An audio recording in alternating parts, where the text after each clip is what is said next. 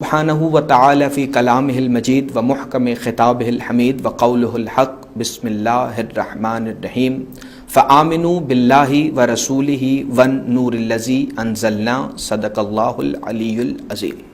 بسم اللہ الرحمن الرحیم۔ ساجد بھائی، بالکل جیسے آپ نے فرمایا کہ یہ 21 رمضان المبارک عظیم ترین سانحہ ہے تاریخ اسلام کا، چونکہ جو عظیم ترین ہستی ہے یہ اس کی شہادت کا دن ہے، اور جیسا آپ نے فضائل کی طرف اشارہ کرتے ہوئے ایک سخاوت کا پہلو عرض کیا، تو میں فضائل کا آغاز کرنے سے پہلے یہ گزارش کرتا چلوں کہ مولا علی علیہ الصلاۃ والسلام کے فضائل صرف تاریخ اور حدیث کی کتابوں میں نہیں، یقیناً ہمارے سننے والوں کے لیے یہ ایک بڑی انفارمیشن ہوگی کہ قرآن کی کم از کم 500 آیات ایسی ہیں جو مولا علی علیہ الصلاۃ والسلام کی شان میں بالخصوص نازل ہوئی، سبحان اللہ، اور بالعموم جو آیات ہیں ان کا اندازہ آج تک کوئی لگا ہی نہیں سکا، چونکہ مولا علی صرف ایک صحابی رسول کا نام نہیں، مولا علی صرف ایک ایسی شخصیت کا نام نہیں کہ جس نے اسلام کو زندہ کیا ہے، بلکہ مولا علی کو خود اللہ نے اپنے اور اپنے رسول کی ذات پر ایسی بین دلیل بنا کے بھیجا ہے کہ جس نے یہ ثابت کیا ہے کہ توحید اگر ہے تو اس کی دلیل بھی میں علی ہوں، اور نبوت اگر دنیا میں قائم ہے تو اس کی دلیل بھی میں علی ہوں۔ واللہ سبحان اللہ، ید اللہ ہے آپ، جی بے شک، ید اللہ ہیں آپ، وجہ اللہ ہیں، عین اللہ ہیں۔ اور میں نے سورہ تغابن سے ایک آیت کی تلاوت کا شرف حاصل کیا ہے جس سے آپ کو یہ اندازہ ہو جائے گا کہ ولایت علی ابن ابی طالب اور ذات علی ابن ابی طالب کیسا لازم جز ہے دین اسلام کا۔ خالق کائنات ارشاد فرما رہا ہے فآمنوا باللہ ورسولہ والنور الذی انزلنا، کہ ایمان لاؤ اللہ پر، اللہ کے رسول پر، اور اس نور پر جو اس رسول کے ساتھ نازل ہوا ہے۔ سبحان اللہ، کیونکہ اس آیت میں جس نور کی طرف اشارہ ہے، اللہ کہہ رہا ہے وہ ایسا نور ہے کہ جس پر ایمان لانا بھی واجب ہے، اور جو نازل ہوا ہے رسول خدا کے ساتھ۔ اور اسی آیت کی دلیل میں، چونکہ آیت ہمیشہ وہی صحیح ہوگی، تفسیر وہی ٹھیک ہوگی آیت کی جو رسول خدا کی حدیث سے ثابت ہو، اور حدیث ہمیشہ وہی ٹھیک ہوگی جس کا ذکر قرآن میں موجود ہو۔ تو جب اللہ نے یہ فرمایا کہ ایمان لاؤ اللہ پر، اس کے رسول پر، اور اس نور پر جو رسول کے ساتھ نازل ہوا ہے، تو رسول اللہ نے صحابہ اکرام کے مجمع میں فرمایا تھا بسم اللہ الرحمن الرحیم انا و علی من نور واحد، کہ میں اور علی ایک نور ہیں، و نور نور اللہ، اور ہمارا نور ہی اللہ کا نور ہے۔ سبحان اللہ، کیا کہہ رہے، سبحان اللہ۔ یعنی جیسے وہ تو سرکار دو عالم صلی اللہ علیہ وآلہ وسلم نے بے شمار موقعوں پر احکامات جاری فرمائے، آپ کے فرامین عالی شان ہیں، یہاں تک آپ نے فرمایا کہ علی تیرے چہرے کو دیکھنا بھی عبادت ہے۔ پھر من کن تو مولا فہذا علی المولا، یہ تو ایک عظیم الشان ایک موقع پر آپ کا بیان ہے سب کے لیے۔ اور اس کے علاوہ بے شمار ایسی ہیں حضرت علی، آپ کے بارے میں ایک موقع پر آپ نے فرمایا کہ کل باطل کے سامنے جو کل حق ہے وہ مقابلے پر نکلا ہے۔ پھر آپ نے فرمایا کہ مولا کریم جدھر علی ہو حق اس طرف موڑ دینا۔ یعنی کیا کیا نہیں ہے جو ہمارے نبی رحمت نے مولا علی کرم اللہ وجہ کریم کے بارے میں فرمایا۔ آپ مزید کچھ آپ عطا ہو ہمارے دیکھنے والے۔ بالکل میں یہی گزارش کرنا چاہ رہا ہوں کہ جو نبی اکرم صلی اللہ علیہ وآلہ وسلم نے مولا علی کے بارے میں فرمایا وہ اللہ نے قرآن کی آیات میں نازل کیا۔ جیسے آپ نے فرمایا کہ مولا علی کے لیے رسول اکرم نے فرمایا کہ حق علی کے ساتھ ہے، علی حق کے ساتھ ہے، اور اے اللہ تو حق کو ادھر موڑ دے جس طرف علی ہو۔ بے شک یہ سورہ بنی اسرائیل کی آیات ہیں۔ بسم اللہ الرحمن الرحیم وَقُلْ رَبِّ أَدْخِلْنِي مُدْخَلَ صِدْقٍ وَأَخْرِجْنِي مُخْرَجَ صِدْقٍ وَاجْعَل لِّي مِن لَّدُنكَ سُلْطَانًا نَصِيرًا سلطانًا نصیرًا وَقُلْ جَاءَ الْحَقُّ وَزَهَقَ الْبَاطِلُ إِنَّ الْبَاطِلَ كَانَ زَهُوقًا۔ خالق کائنات کا فرمان ہے، اور یہ ہر نبی کی دعا ہے قرآن کریم میں۔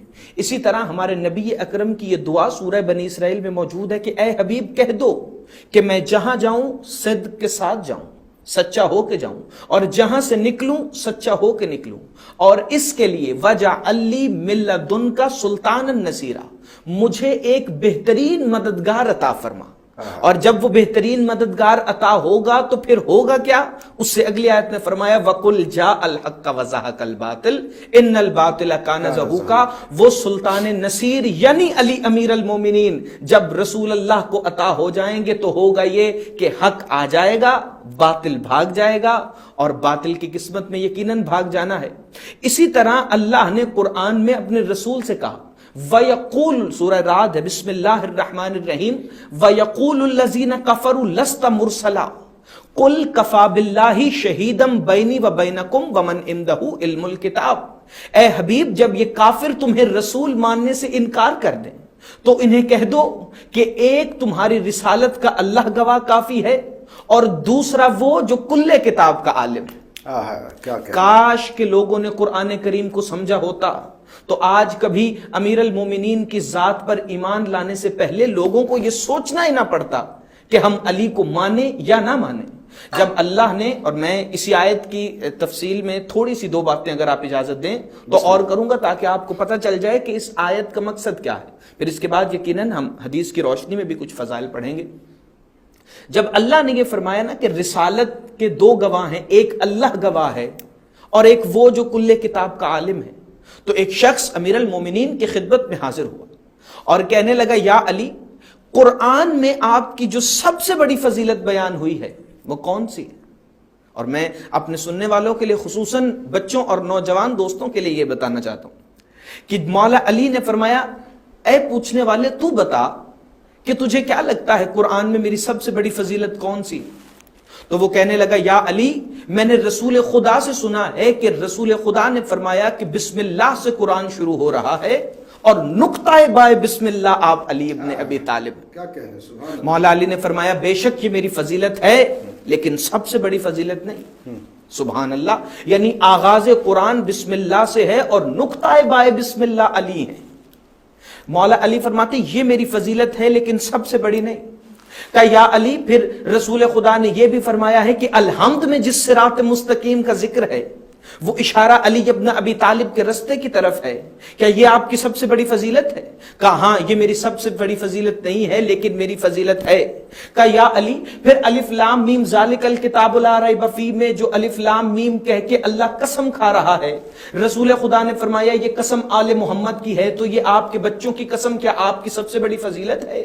مولا علی نے فرمایا یہ میری فضیلت ہے لیکن سب سے بڑی نہیں۔ پوچھنے والا پوچھ رہا تھا اور بتانے والے علی ابن ابی طالب، یعنی کہ بولتی ہوئی نہج بلاغہ، یعنی کہ لسان اللہ، یعنی کہ وہ جو لعاب دہن رسول اللہ چوس چوس کر بڑے ہوئے ہیں۔ مولا علی فرما رہے تھے کہ یاد رکھو، سورہ آل عمران میں ابناءنا و ابناءکم نساءنا و نساءکم انفسنا و انفسکم میں میرا ذکر ہے، یہ علی کی فضیلت ہے لیکن سب سے بڑی فضیلت نہیں ہے۔ سورہ المائدہ میں الیوم اکملت لکم دینکم کہہ کے میری ولایت پہ دین کو مکمل کیا گیا، یہ علی کی فضیلت ہے لیکن سب سے بڑی فضیلت نہیں ہے۔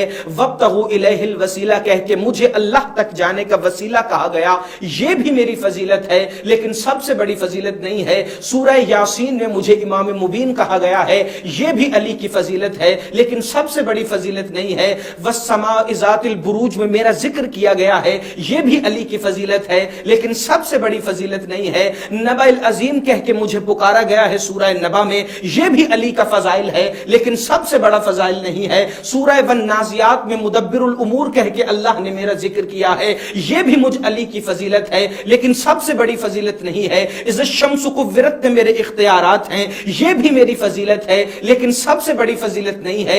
ویل للمطففین کی میزان میری محبت ہے، یہ بھی میری فضیلت ہے لیکن سب سے بڑی فضیلت نہیں ہے۔ والفجر کہہ کے اللہ میرے چہرے کی قسم کھاتا ہے، یہ بھی میری فضیلت ہے لیکن سب سے بڑی فضیلت نہیں ہے۔ سورہ کوثر میں اللہ نے میری عطرت رسالت کا ذکر کیا ہے، یہ بھی علی کی فضیلت ہے، لیکن سب سے بڑی فضیلت نہیں ہے۔ اللہ نے پورے قرآن میں علی کی فضیلتیں بیان کی، لیکن مولا علی فرما رہے تھے کہ قرآن کے مطابق میری سب سے بڑی فضیلت یہ ہے کہ اللہ فرما رہا ہے وَيَقُولُ الَّذِينَ كَفَرُوا لَسْتَ مُرْسَلًا قُلْ كَفَى بِاللَّهِ شَهِيدًا بَيْنِي وَبَيْنَكُمْ وَمَنْ عِندَهُ عِلْمُ الْكِتَابِ، کہ رسالت کے دو گواہ ہیں، ایک اللہ گواہ ہے اور ایک وہ جو کل کتاب کا عالم ہے۔ یعنی اسلام میں گواہیوں کو قانون یہ ہے کہ کسی شے کی گواہی کے لیے دو عادل گواہ چاہیے، دو برابر گواہ چاہیے۔ تو مولا علی فرماتے ہیں قرآن کے مطابق میری سب سے بڑی فضیلت یہ ہے کہ اللہ نے وحدہ لا شریک ہوتے ہوئے